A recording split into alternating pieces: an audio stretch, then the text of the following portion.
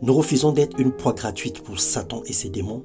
Il n'est pas question qu'il influence dans notre vie parce qu'il n'est pas notre maître. Nous ne pouvons pas accepter que nos projets tombent à l'eau et nous ne pouvons pas laisser que l'ennemi puisse nous embrouiller tous les jours avec ses mensonges. Bienvenue dans notre partage quotidien. Ce matin, nous parlerons de la crainte de l'Éternel qui nous communique la sagesse et l'intelligence. Dans l'Épître, le chapitre 34, le verset 8, la Bible déclare que l'ange de l'Éternel campe autour de ceux qui craignent Dieu et il les arrache du danger. Outre les armes spirituelles et les stratégies de combat que Dieu met à notre disposition, nous avons une autre arme qui est aussi puissante et importante, c'est la crainte de Dieu. Lorsque nous craignons le Seigneur, lorsque nous avons le respect, la piété pour notre Dieu, alors elle nous offre trois avantages, cette crainte. La crainte de Dieu attire le cortège triomphal des anges gardiens pour nous garder, pour combattre en notre faveur.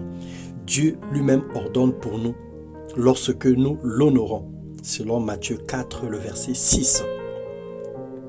La crainte de Dieu nous introduit dans la sagesse divine. Proverbe 9, 10 nous raconte « Le commencement de la sagesse, c'est la crainte de l'Éternel, et la science des saints, c'est l'intelligence. » La crainte de l'Éternel, elle nous fait prospérer dans tout ce que nous faisons.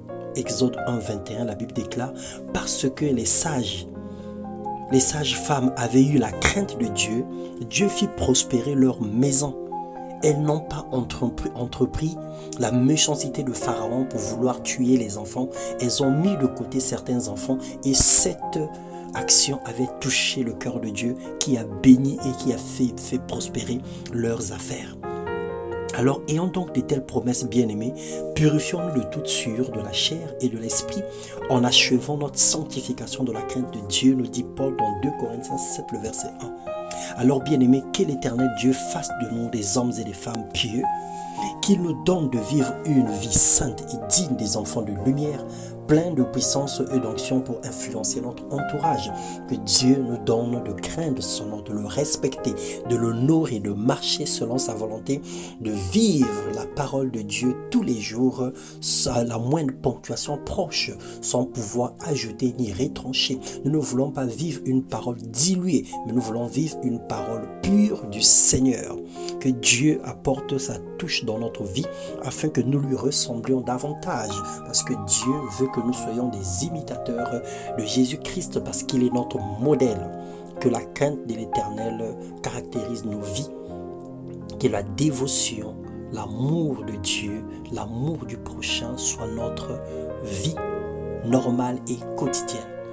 Laissons la parole de Dieu trouver une assise dans nos cœurs afin qu'elle produise en nous les fruits dignes de la repentance, qu'elle produise en nous la sagesse et l'intelligence comme ce fut dans le cas de Daniel et ses compagnons qui craignaient l'Éternel au point où Dieu avait leur accordé une intelligence exceptionnelle. Alors que le Seigneur te bénisse et que ta crainte pour Dieu soit la lumière qui conduit ta vie tous les jours dans le nom puissant de Jésus-Christ. Amen.